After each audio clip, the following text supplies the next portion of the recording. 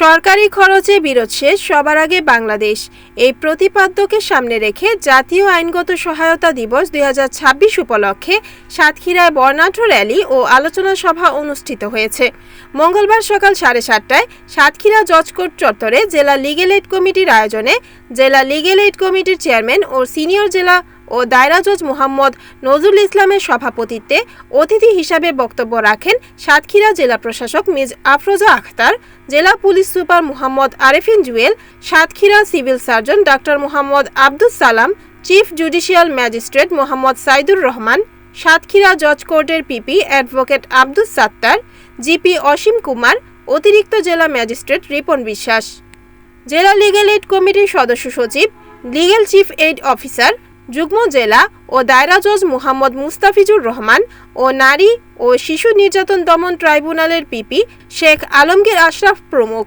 এ সময় উপস্থিত ছিলেন সাতক্ষীরা জেলা মহিলা অধিদপ্তরের উপপরিচালক নাজমুন নাহার, জেলা তথ্য অফিসার মোহাম্মদ জাহারুল ইসলাম টুটুল, সুশীলনের উপপরিচালক G M Moniruzzaman, Satkhira civil surgeon অফিসের আবাসিক medical officer doctor Joyanta Sarkar, Nabadiganta সংস্থার নির্বাহী পরিচালক মোহাম্মদ বজলুর রহমান, আরা নির্বাহী পরিচালক শেখ আবুল কালাম আজাদ প্রমুখ।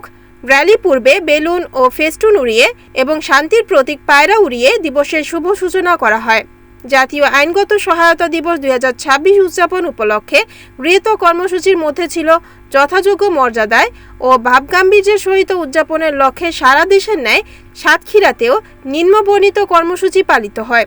সকাল 7:30 সময় সাতক্ষীরা জজ কোর্ট চত্বর থেকে বর্ণাঢ্য র্যালি, 8:30 সাতক্ষীরা জজ কোর্ট চত্বরে স্বাস্থ্য পরীক্ষা ও লিগ্যাল এইড মেলা, 9:30 দিবসের তাৎপর্য বিষয়ে আলোচনা সভা, বিকাল 5:30 সময় সাতক্ষীরা জজ কোর্ট চত্বরে মনোজ্ঞ সাংস্কৃতিক অনুষ্ঠান অনুষ্ঠিত হয়। আইনগত সহায়তা দিবস 2026-এর র্যালিতে সাতক্ষীরা জজ কোর্টের বিচারক, প্রশাসনিক কর্মকর্তা, আইনজীবী, লিগ্যাল এইড কমিটির সদস্য, রেটারি ক্লাবের সদস্যসহ বিভিন্ন এনজিও সংস্থার প্রতিনিধিবৃন্দরা উপস্থিত ছিলেন।